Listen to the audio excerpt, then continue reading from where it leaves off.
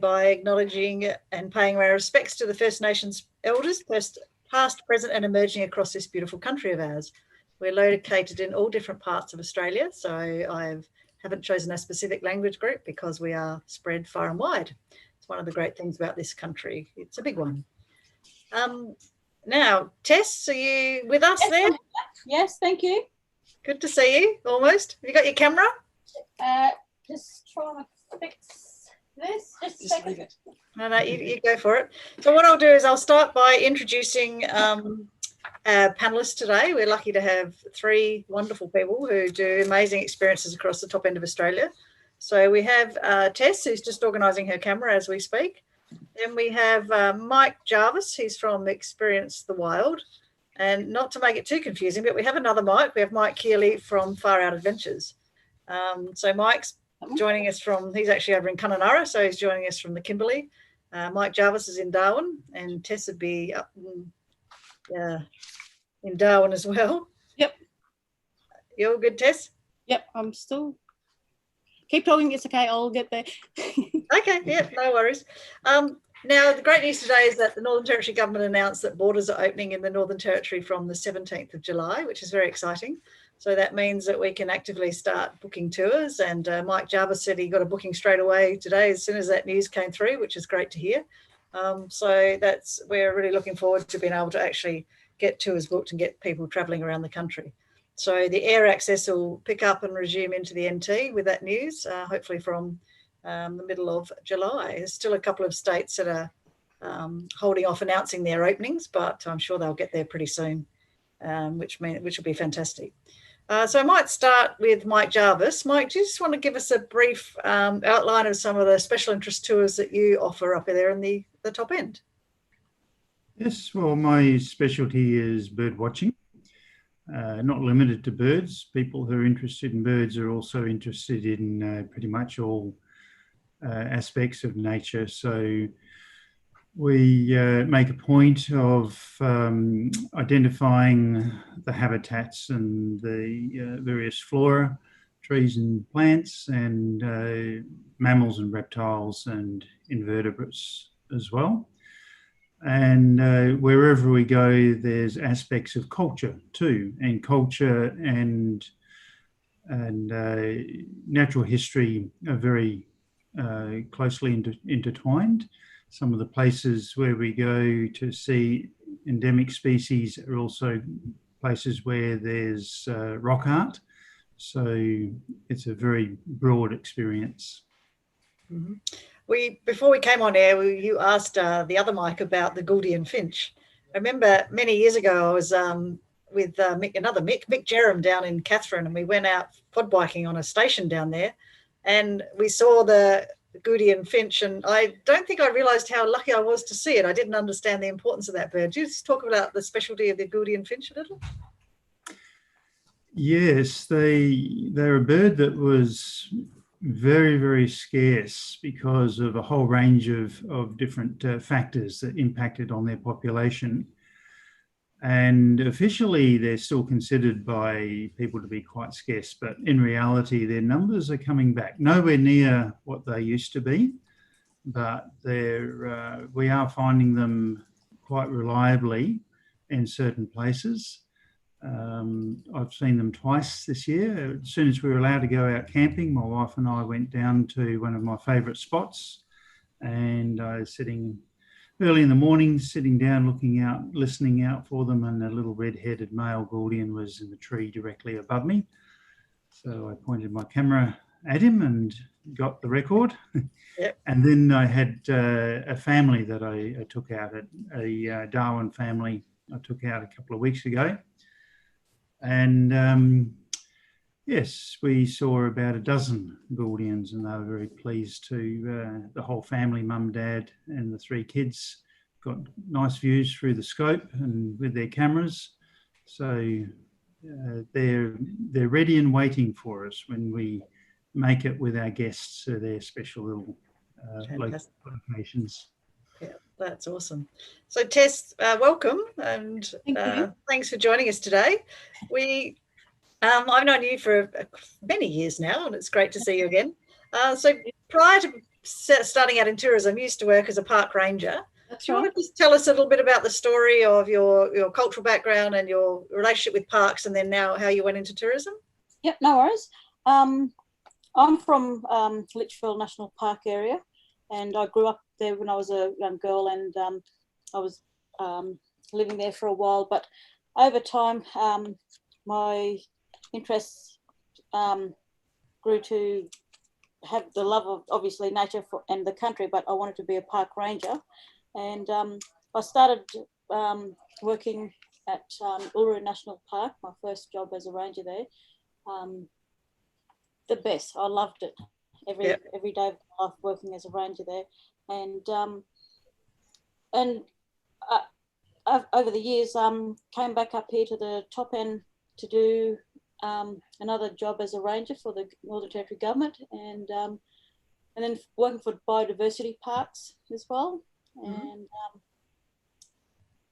then decided to work along with Greg to be a tour operator, which I also love as well. Yeah. So do you want to, your signature tour is obviously a day tour, a small group day tour down to Litchfield National Park. Can you just explain a bit about how that day works? We pick up, my tour is actually based in Darwin, but we pick up from the hotels or from the cruise ships, and we take our clients around the back way, which is through Berry Springs and into the park that way. And it's a day tour, and we do cultural tours, and we show them all the areas of my family, talk about the cultural significance of the areas there. We give them lunch as well. And it's really good because we only take a small group of people on our tour, and it's much easier for us because it's good to have that one-on-one conversation with people, and they can ask all sorts of questions, and it's really good because people like to talk about all sorts of questions on the day. So we do our one-day tour, which is what we do mainly. Excellent. Okay, we might go back to Mike. We had one of our listeners ask about nocturnal tours. Is that something that can be included in your tours? Yeah, sure. I have some spotlighting equipment on board. We don't tend to do a lot of it because the best time to see the most species is early in the morning. We have our breakfast just on sunrise in prime birding locations, which means we get up early, and we finish at the end of the day. So we're generally pretty tired after dinner. So when we do spotlighting, we don't usually see a lot of species for various reasons, but we make up for that by what we see in dawn and dusk. So early to bed, early to rise sort of thing. That's right. Yeah. So Mike Keeley, do you want to unmute yourself and we have a quick chat with you? Yeah, sure. Okay, so again, I've known Mike for many years, and he's does a lot of amazing tours, completely different to the other Mike. A lot of Mike's tours are camping in very remote areas and working with traditional owners.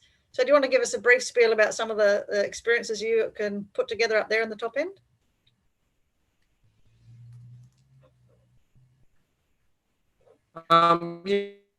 Yeah, we do spend as much time as we can going to national parks at times, but we have access to some Aboriginal land and the Never Never country down past on Elsie Station, and the countrymen come and join us in our camps, and we get to know some of the local Indigenous people really well. They're my best friends, so it's just like visiting old mates, especially going out with Bill Harney too, learning a lot of stories about scientific stuff from people who really know their stuff. Fire management, that sort of, it's become quite relevant. I think the focus of our trips is to get people not just touring, but to learn from the land and learn how to look after things a bit better. So we have been getting quite a few educational groups, schools from inner city, and then individual travellers who just want to get back to grassroots. A fair bit of nighttime stuff, because I like looking at reptiles, snakes, crocodiles. You don't get a sunburnt wandering around at night, and it's a whole different perspective. People don't do it normally. And then astronomy. So take another whole universe of nocturnal activities. Yeah. I think we use full drives. Go on. We use canoes, helicopters, whatever we can do to get to a location. Otherwise, you may never get to. Yeah, and I think when you're out with Mr. Bill Harney, who's a wonderful character and a great storyteller, there's probably a few songs around the campfire and a bit of didgeridoo playing, I'd expect, and guitar playing. Yeah, great. It's great to relax with those people. And at night time, they open up a lot. Yeah, around the campfire. Yeah. Can I ask something, Mike? You mentioned the astronomy, and you told me the other day that Bill Harney has a bit of a expertise in that. He's quite well published, isn't he? Yeah.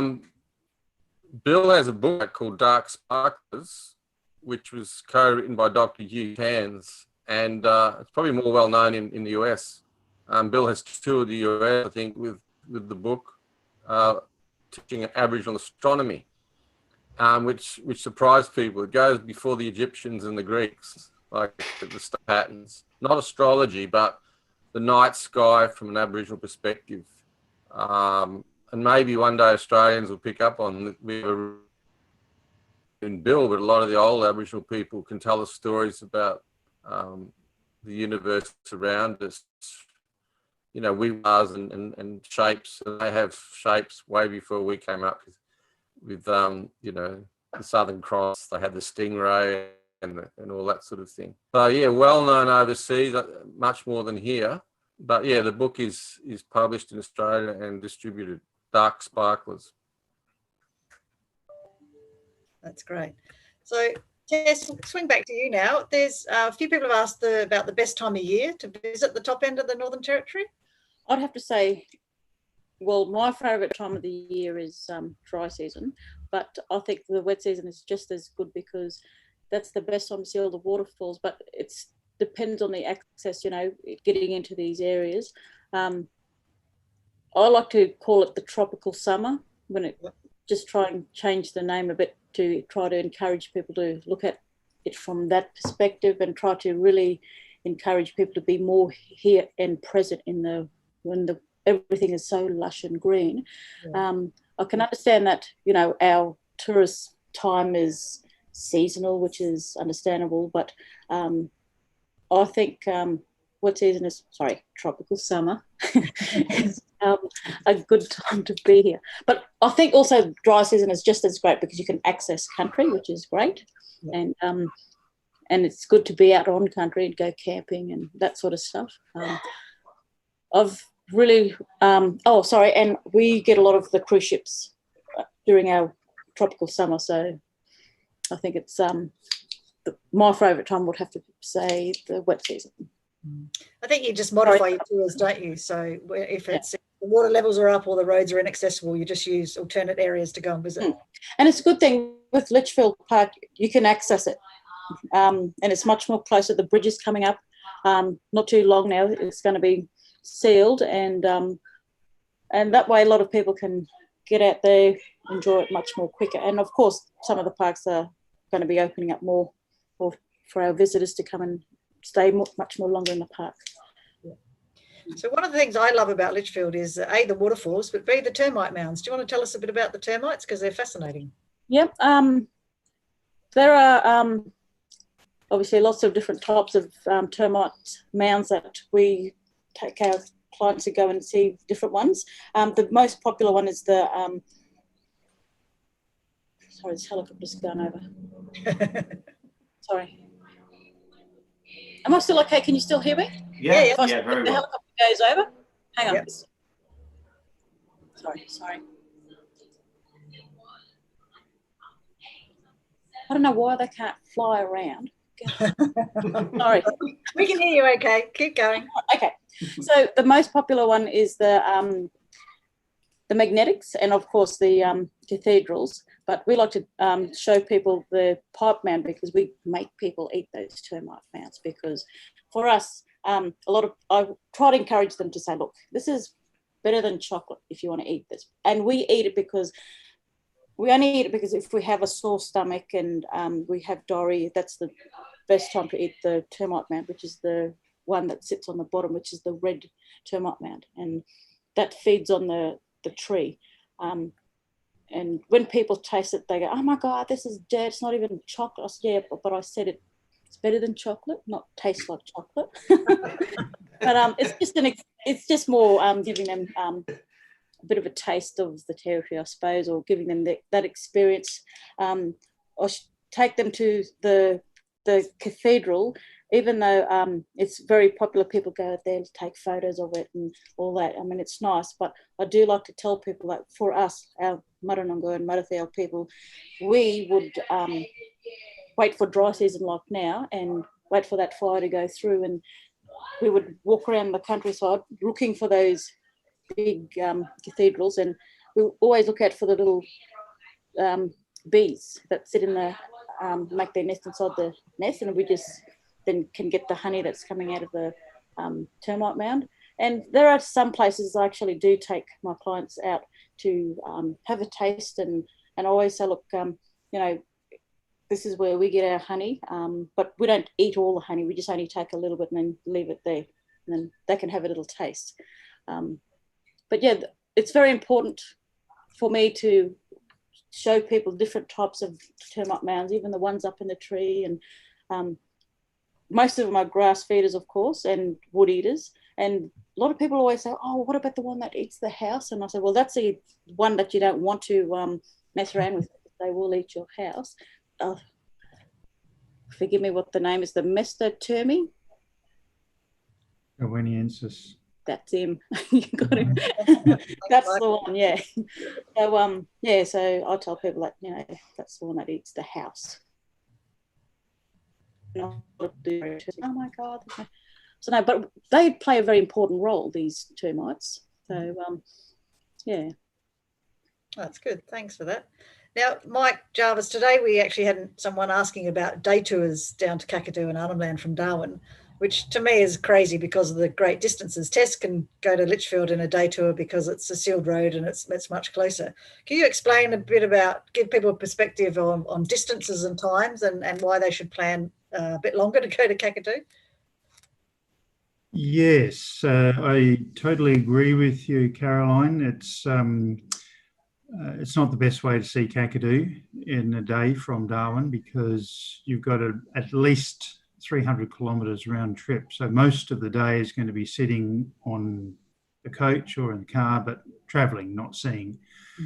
Seeing the countryside as it flashes by, sure, but really at least 3 days is required to properly get a taste for Kakadu, and 5 days is better. So there's so many things to see in Kakadu that you wouldn't see anywhere else in the world. So it really is worth looking at the things that are unmissable, like the rock art at Ubia and the rock art at Buruncoy and the yellow water cruise. Those things, you haven't really done Kakadu until you've experienced those things. Absolutely. And I think the rock art is quite spectacular through the Arnhem Land escarpment and the Kakadu region. And there's a few specialist tour operators that do some day tours from Jabiru into Arnhem Land as well. So people that have the option to spend a day in Arnhem Land during the dry season. Caroline? Yep. Been working along with Paul and Amanda, and we would like to, when we get this new adventure up for next year, we would like to be more involved for people to have that one Aboriginal people group. So like if I went from Darwin down to Litchfield, and then I dropped them over to Protocol Mob, and then they had that experience with them, and then they go to Kakadu. So we would like to do a lot more of that as well, so people can have the chance to, and even if other tour operators came to share for us, for well, both of us to share information that way, you know, people can be more informed, and they can take what they want out of it. So we would definitely like to be doing tours where we just work with other Aboriginal people as well. I think that's a great concept, because the Protocol Mob that Tess has just referred to, they are near the Fog Dam area, which is about 60 k's out of Darwin, just to give people a bit of perspective. And they now have some little cabins for accommodation, and they provide some different experiences where it's spear throwing, a demonstration of weaving. They can do on-country tour.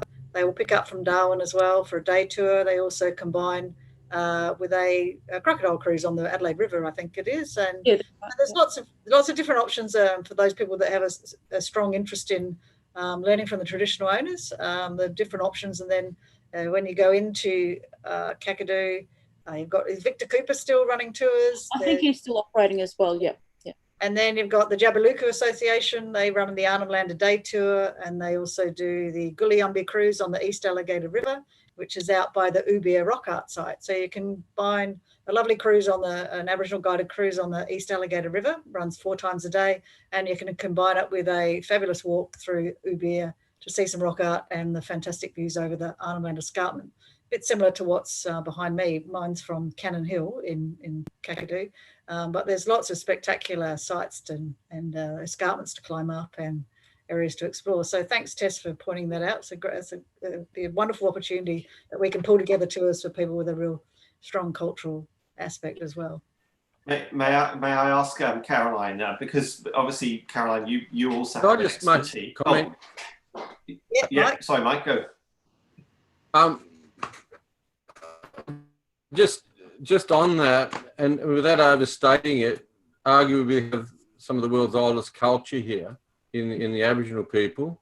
I think there's nowhere else in the world people can argue about some of the things you see here. As Mike said, you won't see anywhere. I've been with Tess on her tours, and I think some of the countrymen take a bit for granted the knowledge that the world needs to know about on how to care for things. That termite food that Tess talked about, you know, I had one client from Europe eat some of that, and she said, I've had stomach problems for 20 years.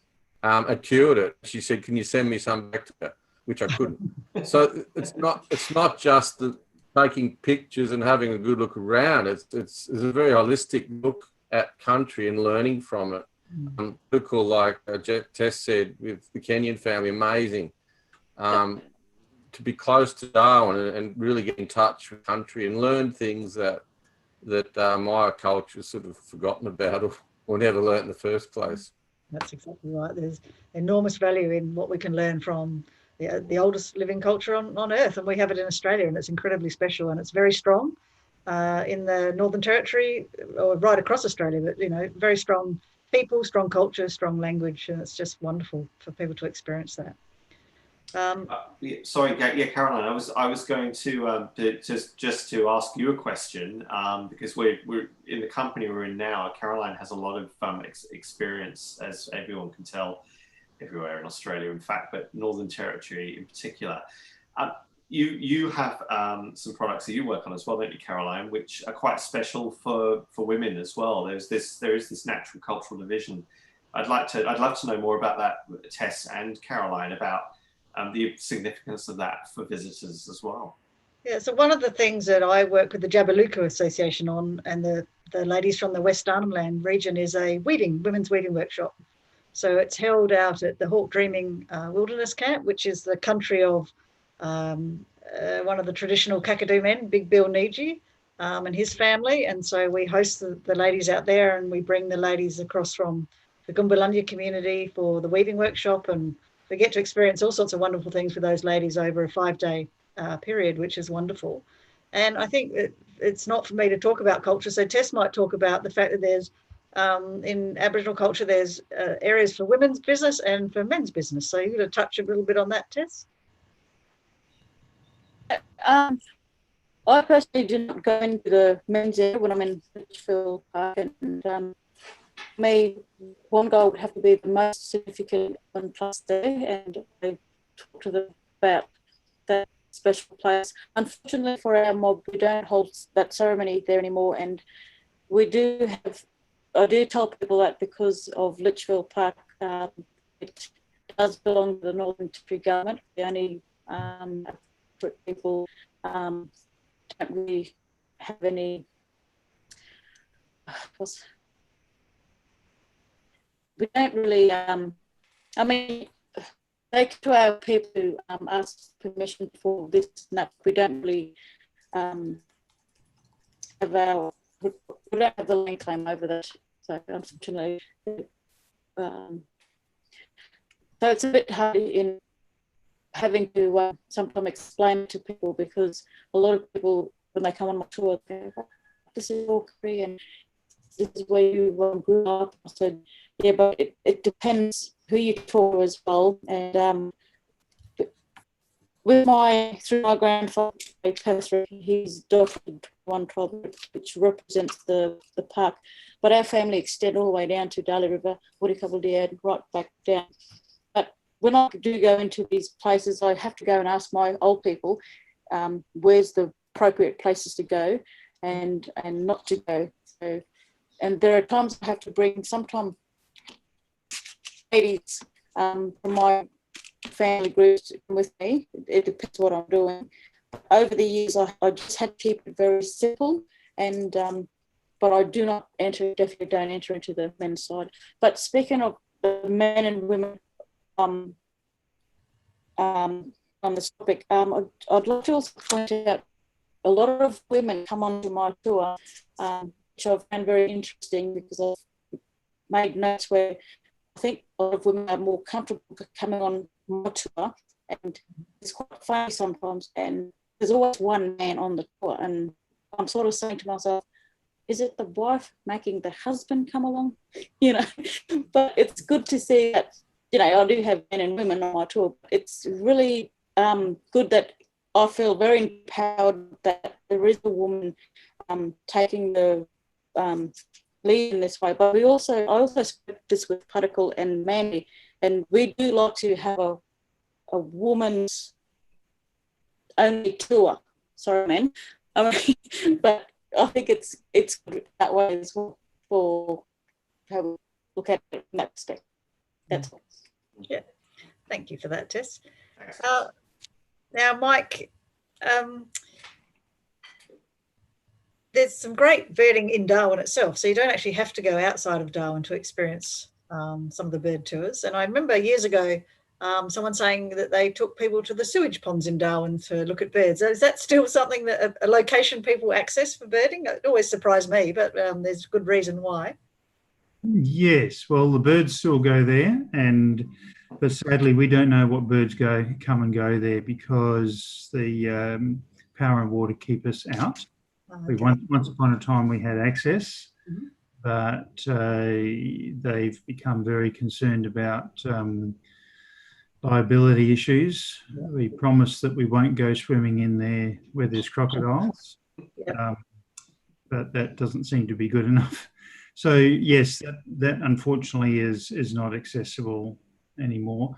But there's a lot of shorebirds can be seen on the coast. There's a lot of dedicated shorebird experts that keep an eye on what's happening. So if there's any unusual birds that show up in the usual locations, they'll be spotted. And in those locations too, where there's shore habitat, there's other habitat very close by. So it becomes an opportunity to see other birds like rainbow pitter and monsoon forest specialists, and as well as the coastal birds. Fantastic.